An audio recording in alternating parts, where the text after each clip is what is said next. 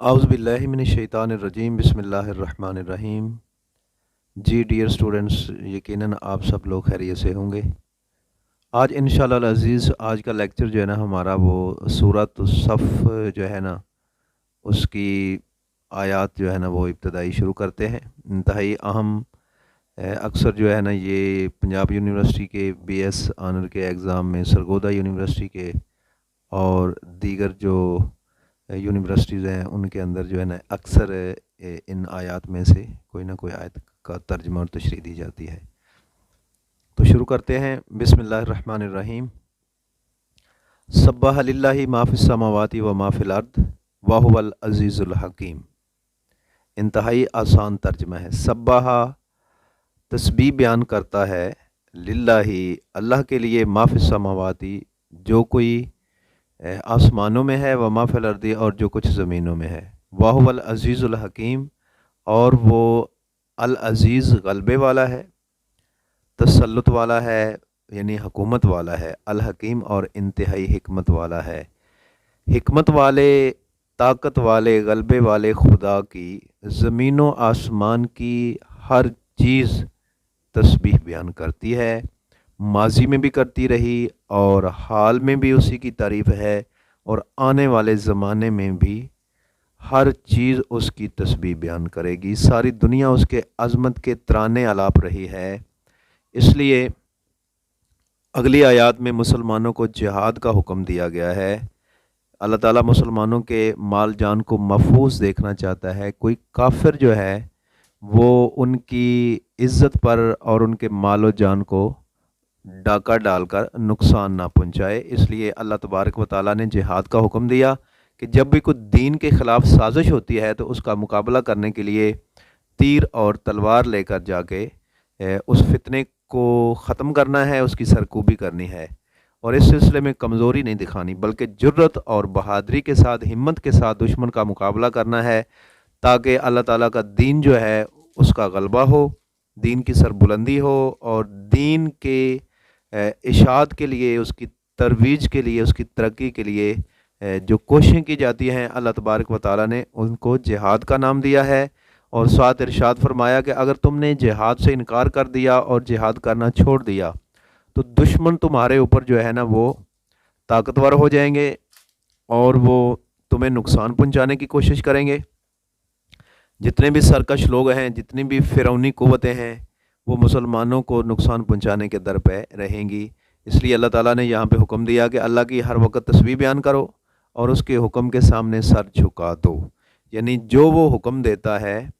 उसी के मुताबिक अमल किया जाए। तो पहली आयत में अल्लाह ताला ने अपनी तस्बीह बयान करने का हुक्म दिया है, अपनी तारीफ़ और तौसीफ़ और अपना ज़िक्र करने का हुक्म दिया है ताकि लोग जो हैं वो अल्लाह ताला की ज़ात का उन्हें कुर्ब नसीब हो सके। अगली आयत जो है वो इंतहाई अहम है। या अय्युहल्लज़ीना आमनू लिमा तक़ूलूना मा ला तफ़अलून। ए ईमान वालो, लिमा तक़ूलूना क्यों तुम वो बात कहते हो, मा ला तफ़अलून जो तुम करते नहीं हो, यानी जिस बात पे तुम्हारा अमल नहीं है वो बात क्यों करते हो। इस आयत का शान नज़ूल जो है उसमें मुख्तलिफ़ मुफस्सिरीन की राय हैं, जिसमें जो है ना हज़रत इमाम राज़ी रहमतुल्लाहि ताला अलैह वो फरमाते हैं कि ये आयत मुनाफ़िकों के बारे में नाज़िल हुई, जबकि हज़रत अब्दुल्ला बिन सलाम वो बयान फरमाते हैं कि हम रसूलुल्लाह सल्लल्लाहु अलैहि वसल्लम के साथ एक दिन बैठे मुज़ाकरा कर रहे थे। हमने कहा काश हमें इल्म हो जाए कि अल्लाह ताला के नज़दीक पसंदीदा अमल कौन सा है तो हम उस पर अमल करते। तो उस वक़्त सूरह सफ़ की ये दो आयतें नाज़िल हुईं। क्या ईमान वालो वो तुम बात क्यों करते हो जिस पर तुम्हारा अमल नहीं है। तो इसलिए इसमें आम मुसलमानों को भी समझाया जा रहा है कि जो अमल की बात होती है ना वही करनी चाहिए, बग़ैर अमल के इधर उधर की बातें नहीं करनी चाहिए। तो इसलिए अल्लाह तबारक व तआला ने यहाँ पे हुक्म दिया है कि अल्लाह ताला का कुर्ब जो है वो जिन चीज़ों से नसीब होता है ना, अगर अल्लाह उसका हुक्म दे दे तो वो मुश्किल हो जाता है। صحابہ کی یہ خواہش تھی، اور دیگر کچھ لوگ جو منافقین میں سے بھی ایسے لوگ تھے، ویسے ہی جو باتیں کرتے تھے، اللہ اگر ہمیں بتائے تو ہم یہ کر دیں گے، ہم وہ کر دیں گے۔ تو جب اللہ تعالیٰ کا یہ حکم نازل ہوا کہ تم جہاد کرو، تو احد کے میدان میں جو بڑھ چڑھ کے باتیں کرنے والے تھے نا، وہ سارے ہی پیچھے رک گئے۔ اس آیت میں اس قسم کے لوگوں کو جو ہے نا وہ تھوڑی سی آر دلائی جا رہی ہے، اور مسلمانوں کی تربیت بھی کی جا رہی ہے کہ نیکی کی دعوت جو بڑے جوش و خروش سے دیتے ہیں نا دوسروں کو، خود بھی اس پر عمل کر کے دکھائیں۔ خالی جو ہے نا وہ باتوں سے کوئی کام ہوتا نہیں ہے، سنی سنائی باتیں جو ہوتی ہیں نا، یا خالی زبان سے جو ہے نا، جیسے اقبال نے کہا، خرد نے کہہ بھی دیا لا الہ تو کیا حاصل، دل و نگاہ مسلمان نہیں تو کچھ بھی نہیں ہے۔ دین کی دعوت دینا، نیکی کی باتوں کا حکم دینا، اور اپنے آپ پر اسے نافذ کرنا جو ہے، یہ سب سے اچھی بات ہے کہ اس کو اپنے اوپر نافذ کیا جائے،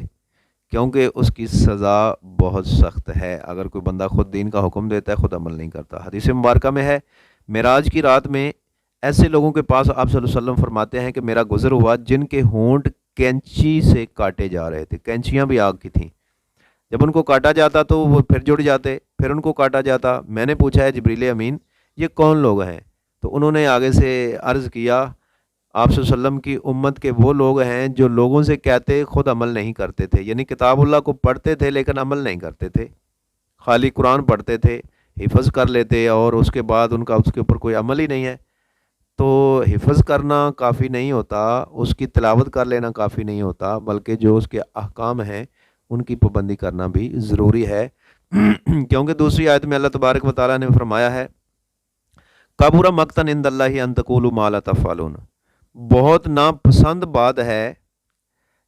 اللہ کے نزدیک، ان تقولوا ما لا تفعلون، یہ کہ تم وہ بات کہو جس کے اوپر تم عمل نہیں کرتے۔ اللہ کو ایسی باتیں بڑی ناگوار گزرتی ہیں، وہ ایسے لوگوں کو بھی پسند نہیں کرتا۔ اس لیے آقا دو جہاں صلی اللہ علیہ وسلم نے اپنی پیاری صاحبزادی سیدات النساء حضرت سیدہ فاطمہ زہرا سلام اللہ علیہا کو فرمایا تھا کہ بیٹی عمل کر کے آنا، کیونکہ آخرت میں عمل کام آئیں گے۔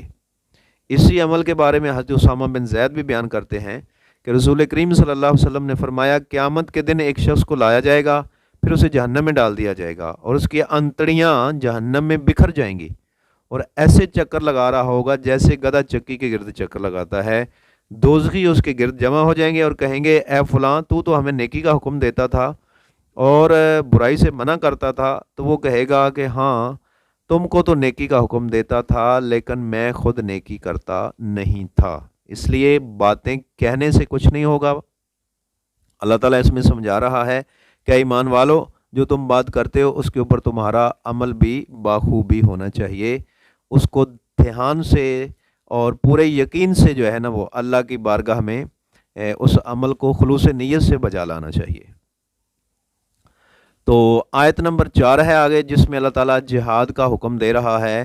اور اہل ایمان کی صفت بیان کر رہا ہے، اور کن لوگوں کو اللہ پسند کرتا ہے ان کا یہاں پہ ذکر کیا گیا ہے۔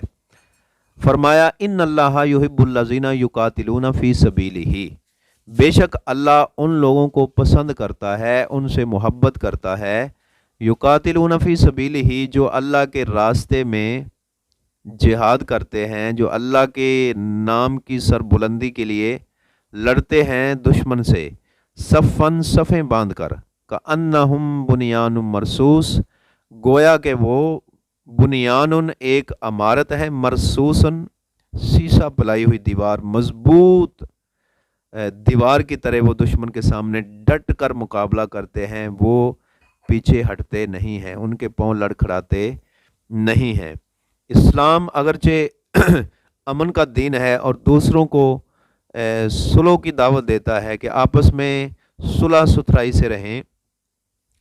اور لوگوں کی غلطیوں کو معاف کر دیں، لیکن اسلام جب کوئی فتنہ کھڑا ہو جاتا ہے، جب زمین میں کوئی فساد برپا کرتا ہے، تو اسلام اس کے خلاف اعلان جہاد کرتا ہے، اس فتنے کے، وہ فتنہ کسی بھی صورت میں ہو۔ جیسے فی زمانہ جو ہے وہ بہت سارے گستاخان رسول پیدا ہو چکے ہیں، جیسا کہ فرانس کے اندر، ڈنمارک کے اندر، ہالینڈ کے اندر بہت سارے آپ صلی اللہ علیہ وسلم کے کارٹون معاذ اللہ خاکے بنائے گئے۔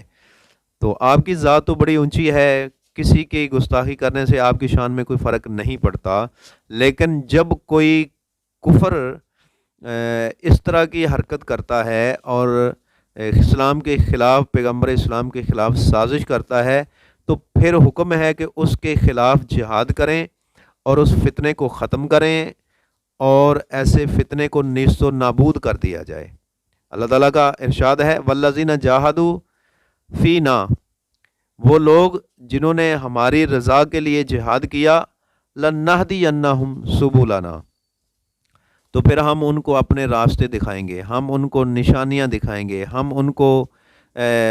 نظارے کروائیں گے۔ یعنی اللہ فرماتا ہے میری خاطر جہاد کرنے والے جو ہیں ان کے لیے بہت ساری نعمتیں ہیں، بہت سارا اجر ہے۔ وَإِنَّ اللَّهَ مَعَ الْمُحْسِنِينَ، بے شک اللہ نیکوکاروں کے ساتھ ہی ہوتا ہے۔ اللہ تعالیٰ کبھی ان کو تنہا چھوڑتا نہیں ہے، کسی حال میں بھی وہ تنہا نہیں ہوتے، بلکہ اللہ تعالیٰ کی رحمت ان کے شامل حال ہوتی ہے، اس کا فضل اور اس کا کرم ان کے ساتھ ہوتا ہے۔ اس لیے کہیں بھی کوئی برائی ہے، کوئی فتنہ ہے جو اسلام کے خلاف سازش ہو رہی ہے، تو اللہ تعالیٰ فرماتا ہے کہ میرے بندے اس فتنے کے خلاف اٹھ کھڑے ہوتے ہیں، اور جو اللہ کے راستے میں جہاد کرتے ہیں، وہ من یقاتل فی سبیل اللہ،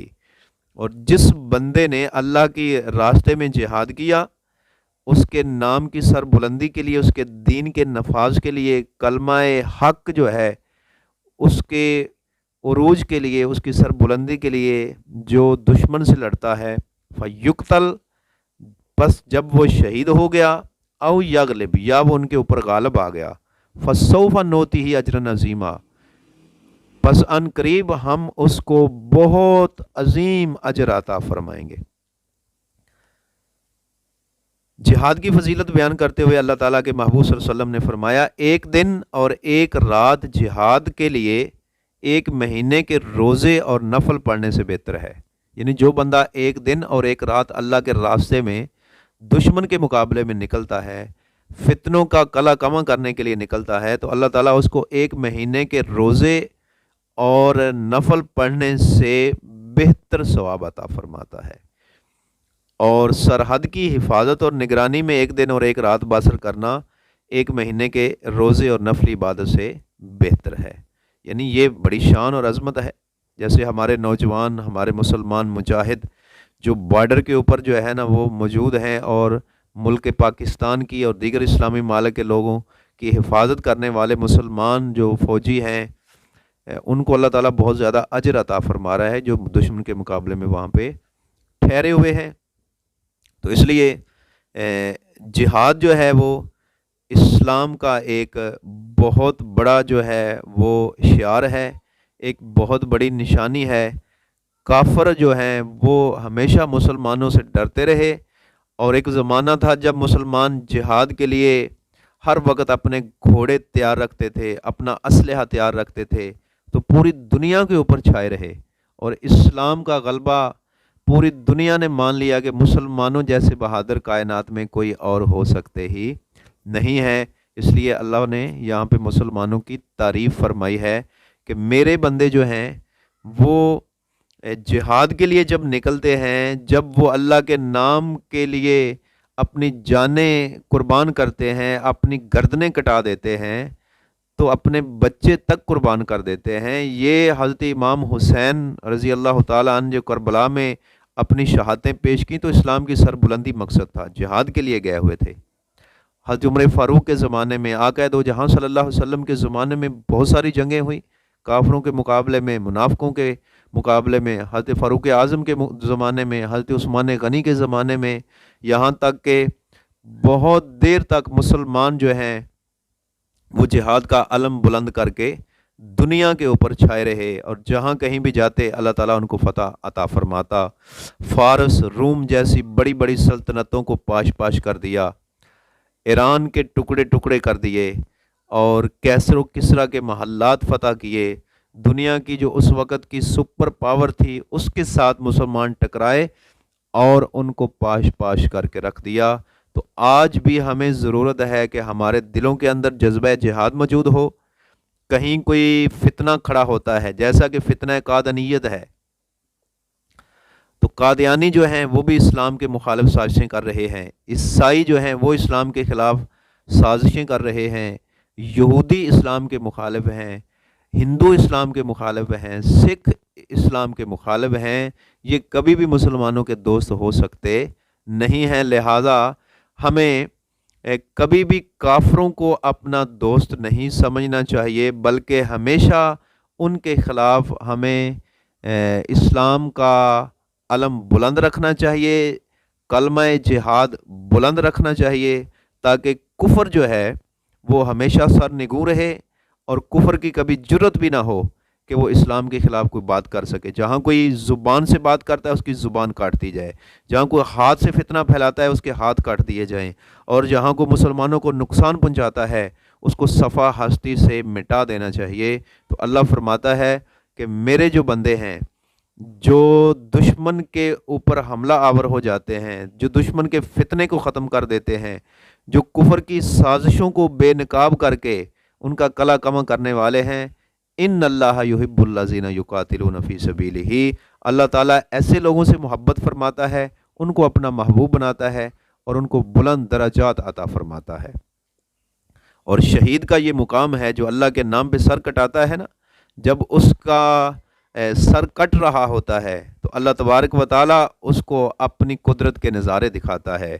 یہاں تک کہ بعض روایات میں آتا ہے کہ اللہ تعالیٰ اپنے اور اس کے بیچ میں سارے پردے اٹھا دیتا ہے، اور جب وہ شہید جو ہے وہ درجہ شہادت کو پہنچتا ہے تو اس سے پہلے وہ اللہ تعالیٰ کا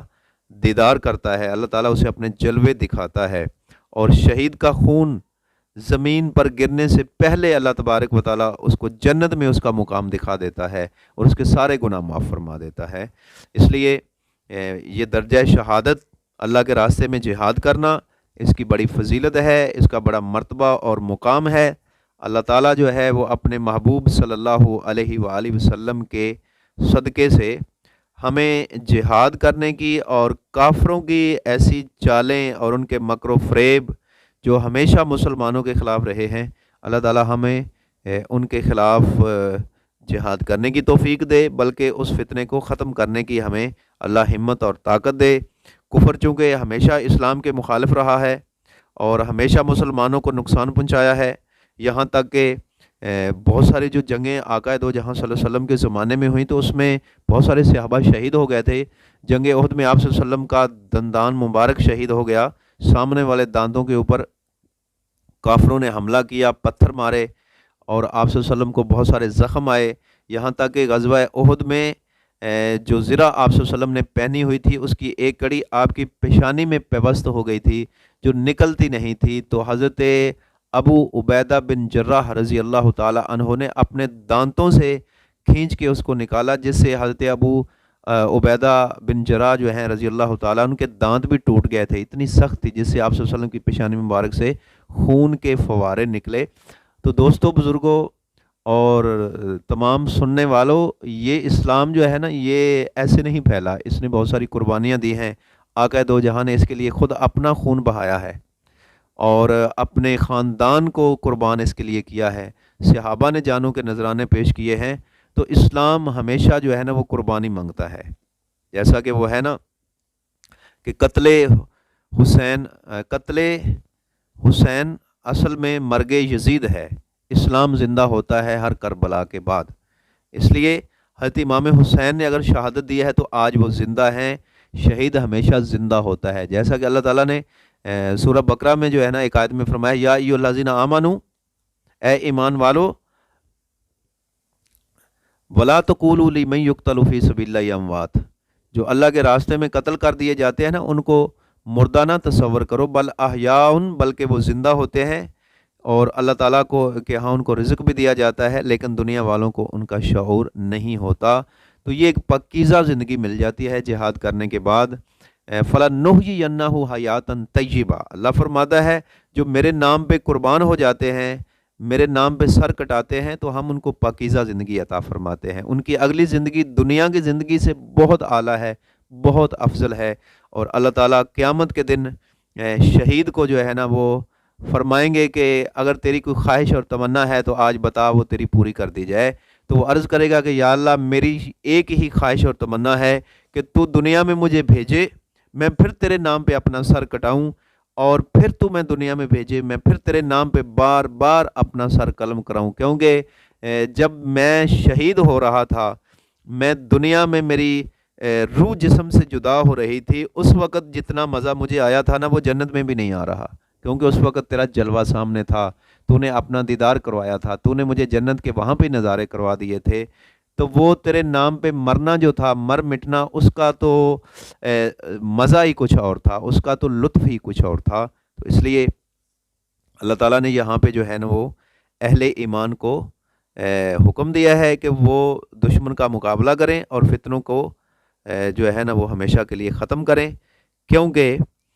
کفر کا کام ہی بد امنی پھیلانا ہے، خوف و ہراس پھیلانا ہے، مسلمانوں کے بیچ میں انتشار پھیلانا ہے، اور آج مسلمان تقریباً منتشر ہو چکے ہیں۔ 57 کے قریب اسلامی ممالک ہیں اور ان کا آپس میں کوئی اتنا اتحاد نہیں ہے۔ اگر مسلمان مل کر کفر کا مقابلہ کریں تو ساری دنیا میں اسلام کا علم بلند ہو سکتا ہے۔ تو یقیناً ایک دن آئے گا کہ اسلام کا جھنڈا پوری دنیا پہ لہرائے گا انشاءاللہ۔ اللہ تعالیٰ خیر فرمائے اور ہم سب کا حامی و ناصر ہو، اور اللہ تعالیٰ ہمیں اسلام کی خاطر کٹ مرنے کا جذبہ عطا فرمائے، اور اپنا مال، جان، عزت، آبرو سب کچھ دین کے لیے جو ہے نا وہ لٹانے کی توفیق دے۔ وآخر دعوایا ان الحمدللہ رب العالمین۔ السلام علیکم ورحمۃ اللہ وبرکاتہ۔